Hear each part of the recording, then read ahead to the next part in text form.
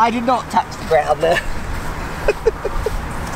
Right, here at Torquay Golf Club with Dan on camera. Hi Dan. Hello everybody. And he's also going to be hitting shots. We're going to be trying the King, so Cobra King F8 F+ fairway woods. One apparently has been made for Ricky. That's right, the F8 Plus. And one of them has a massive gouge out the top. Have you seen that? That wasn't me. And then we've got the one, I guess this one wasn't designed for Ricky. No, it wasn't, no. Was this designed for Rory, maybe? That's just as in YGT. Yeah, Rory, yeah, that's right, yeah. So King Cobra, or Cobra King F8 fairway woods. Let's get stuck in.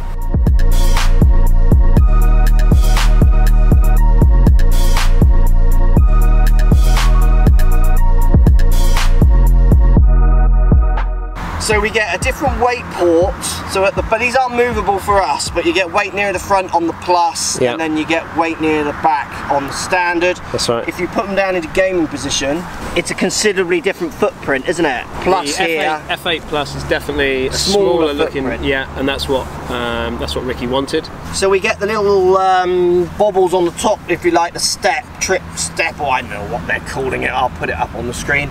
That's there for aerodynamics. Aerodynamics, so absolutely. We should be swinging much faster. I've not seen any evidence of that. And then we've also got the old graphite-y tops, I presume titanium faces. Changeable necks as well, so we can change loft around on the neck on both of them. Quite extensive loft changes, because it's actually called a 3-4, aren't they? Yeah, they are, yeah. This one you can move it, I think, from 13 up to 16, 16 and a half. Excellent. So you're getting plenty of variation. Yeah. And we've also got the rails on the bottom. I think they're slightly deeper. So yeah, slightly deeper at the front edge now, so for better turf interaction. Oh. We love that, don't we? A little bit of turf interaction. So yeah, if you compared this to the old rail, the F7, let's say, this front bit is just slightly deeper there for that to, again, get a better bounce, they say. Okay, so let's test some bouncing, shall we? Let's test some bouncing. Right, Dan has gone for the Standard and I'm going for the Plus, because he looked at the Plus here and said, I can't hit that. Because it is very small footprint. Now I like the look at the Plus, but let's see how we get on. Yeah.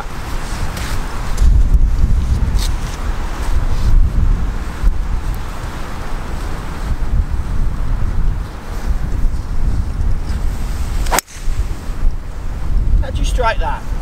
Fractionally off the heel. Yeah, it sounded heely. Not a bad shot, still though. A nice feel, you know. I'm glad you had the bigger head there. I'm glad I had the bigger head there.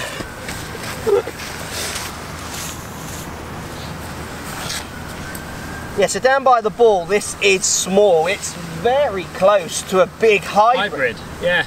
I don't mind that, but I don't know if I gamed it day in, day out, I would just want to change to the bigger size. But remember, this is designed with Ricky. If he wants this, you know, give him what he wants.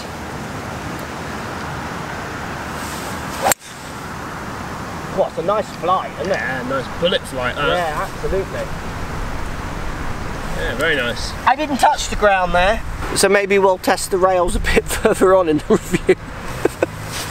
I did not touch the ground there. So here's mine, just off the fairway, but decent distance with a 3, where Dan is just driving over to his. He's slightly done me on the left because he got a bit more of a draw with the wind, even though he did neck it. So let's show you some of the numbers that we got with this fairway wood when we were inside in the custom fit room, teacher room of Dan's studio here at Torquay. So we'll look at the numbers on those. I've hit 3 with each. On the course we've actually got the Ricky Fowler one down at a 13.5 because of the wind, and I just want to play with the different kind of flights you can get from those different lofts. We've set them both to 15 for this test though. So you can see here the Plus is getting 200 revs less than the Standard, so spin, launching very similar at the same loft, but then because my strike wasn't as good, it's like 2 yards shorter, topping out at 225 carry, so very, very similar. I do feel that if strike was that little better, the smaller head, I do think with that lower revs I would get it up to 230, 245, get a fraction more, but again, very close considering how far away they are on looks. Yeah. So the Plus for Dan, small head, is definitely spinning lower. He's 3.7 to 4.5 thousand revs with the Standard. He did have a higher on the face strike the last one, so he got it launching at 14, which dropped the spin even lower, which gave him some decent distance, which has skewed the averages a little bit. And he's 231 carry with the plus, 224 with the standard. Let's get back out on the course and see if that reflects in those results though. Right, we're back out on the course. We're swapping, so I'm now using the standard and Dan is now using F8 plus. We've pulled the balls back, we're on the fairway. We're going to try and hit into a green. So again, looks down by the ball. I think the driver looks fantastic and the fairways, both of them look great as well, don't they? They do, look stunning. Grey to the black, carbon top. You've obviously got these steps we're not seeing as you saw from the numbers. I'm not seeing anything from them, but they look nice and frame up. I like the little Cobra line up line as well. The slightly darker face to the grey does look good. Yeah. Let's see a bit of that rail interaction, shall we, on the turf? So this is the rail test. You know, the Ricky Plus is not going to sell anything like the standard, and the standard sits pretty square and looks very good as well, doesn't it? It does, it looks good. Right, rail my turf interaction ball, Cobra company.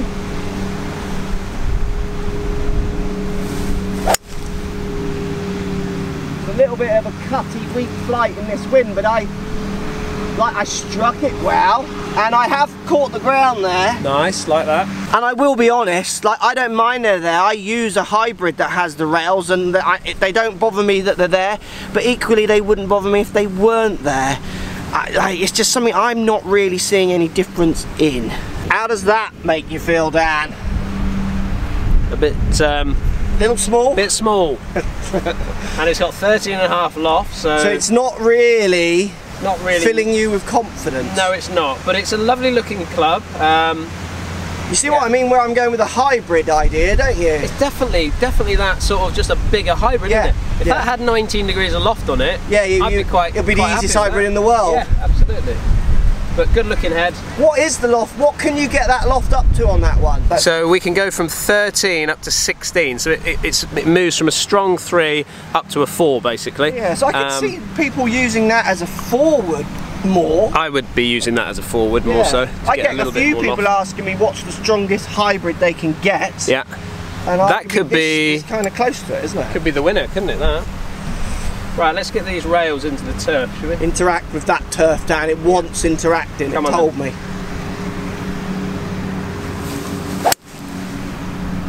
Again, just a little bit left, maybe a little bit too much interaction. I mean, that has there's a bit of a bigger divot than yours, but that it's flown like a bullet, hasn't it? Yeah, they're absolutely good flights. I mean, it does, and it feels nice, doesn't it? It does. It feels great. It feels really nice. Absolutely, yeah. And the look, you're not going to find many better looking clubs. I think they've done well in the appearance. More of a thud sound, I would say.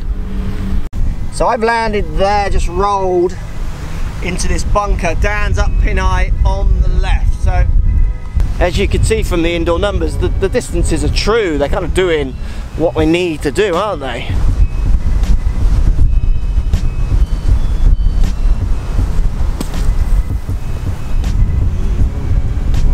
Lovely. Oh, like that.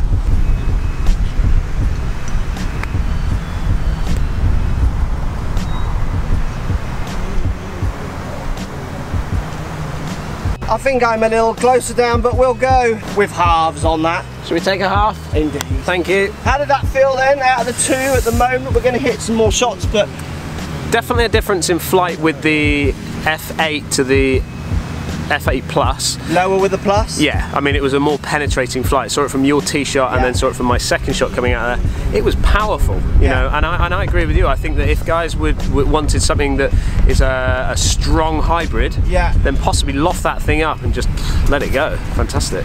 But here you go, you've seen the numbers, it's not powerful, but the on-course flight is making you feel like it is. Yeah. And this is again, which is so interesting, I think, with doing it outdoors and indoors and the combination of both. You can so easily be tricked and forget the actual facts. I mean, I got no different numbers and nor did you out of it, but you got a ball going in lower, on the right lies, it's going to run out more, and it will go through, compared to mine that, like with the standard one that went higher, cut into the wind. I don't think I'd get that flight with the other one. No. But there'll be reverse situations where it's downwind and I'll want the higher flight. So it all kind of levels out. Right, it's interesting. Your statements there, I think it's interesting when it comes to testing. Yeah. So no CNC milled face No, not on this one. Fairways. And no, what's that ridge called around the thing? Oh, they haven't got like the face insert basically. Yeah, so they've not got no face, channel. They've got no channel on this one either. So which we've seen in the past on other Cobra clubs, other Cobra fairways. So yeah, I'm just happy going back to the F8 rather than the we're going back to, you got the 8 and I've got the Pro. You like, and then this is the one that most people will look at. Yeah, they will. You're right. Rails doing anything for you? Nice turf interaction. Yeah, I mean you're just saying the right things there, I guess. Yeah, no, it's not a big difference to be honest. Yeah, I can't feel it. But they feel deeper as in when I touch them. Okay. So I'm going back to the Pro. I think I would be able to game this, but probably, like I say, I would game it for a bit, get those bullet balls, and then it will just not be able to be hit in the ongoing situations that you get into on a course. Because I can hit my 3-wood from the rough if it's lying okay. I would just feel with this one, the smaller head would just kind of keep pushing me to some points where I love it, and other points where I just think, oh, I wish I had the bigger one. And I would end up going for the one that just covers all bases rather than specialises in certain areas for me. I did it with low spin drivers, so my low spin driver's brilliant, launch monitor brilliant, and I get on the course and I get a few dipping out the air because I create low spin from a strike, it's low spinning, and I just think I don't want a driver that's such extremes, brilliant to really short. I want one that's constantly okay, because you learn quite quickly that you know you've got to just keep the ball in play. You've got to keep getting a certain amount of distance. So having a longer ball, great, but then if the next 5 are way shorter because the spin's dropping off so much, it's not gameable, is it? So Dan, finishing with the standard F8. You like the looks, I presume, as well. I really like this. I could play this club. I really do like the look of it. Cool. For me, I like a 3-wood or a 4-wood to just look a bit bigger. Yeah. You know, and this certainly ticks those boxes for me.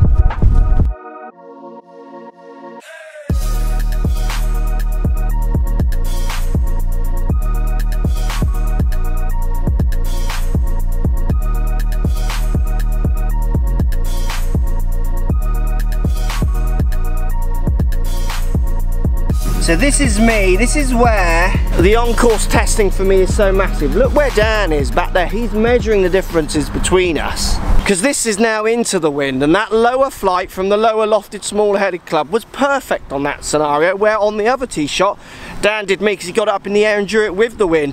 What was the yardage difference there, Dan? 45 yards, that was. Right, and how did you feel you hit yours? I struck it really nice. Yeah. I tried to ride the wind a little bit, but it just ballooned up on me, and we saw the difference in the 2 flights from yours to mine on that one. And there's the decision when it comes to clubs, which we were talking about in the buggies we drove over to these balls.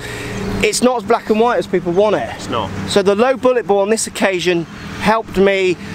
The higher, friendlier flight for Dan didn't help him, but on the last it helped him. Yeah, right. So you've got to work out how many times you're going to be in these situations. I feel a little bit with that set down at 13.5. Remember, obviously I can change the loft if I wanted to. But I do feel like it's always going to get the lower side of flights compared to the standard. I'm going to get higher.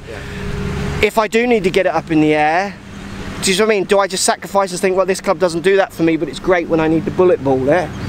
Or do I go somewhere in the middle? And that's always the trick. It's not black and white. People go, which one's best for me? Well, what shot are you playing? Which one do you struggle with? Are you playing into the wind on windy courses lots? Are you having to carry balls on the green and stopping? Are you playing links where you can run it in? All those kind of things. That 3-wood went like a driver for me then, I would say. Bullet ball. So I could game both of those. Like I say, I'd be picking the one that works best for my game. I'm playing around a lot with the numbers. I definitely think the bigger head is the one that most people are going to go for, isn't it? I agree, yeah. I think you might find some of the guys that play in a lot of wind, so linksy courses and things like that, they might move to the plus, the smaller one. And your better players who've got more precision in strike, they'll look at that and not be so scared, possibly. Yeah, absolutely right. And obviously some people suffer from ballooning 3-woods in the air, getting that down lofted low with that smaller head.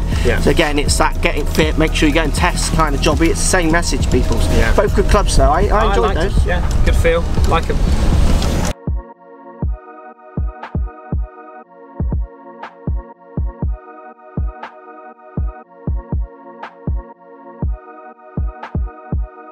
Bullet ball.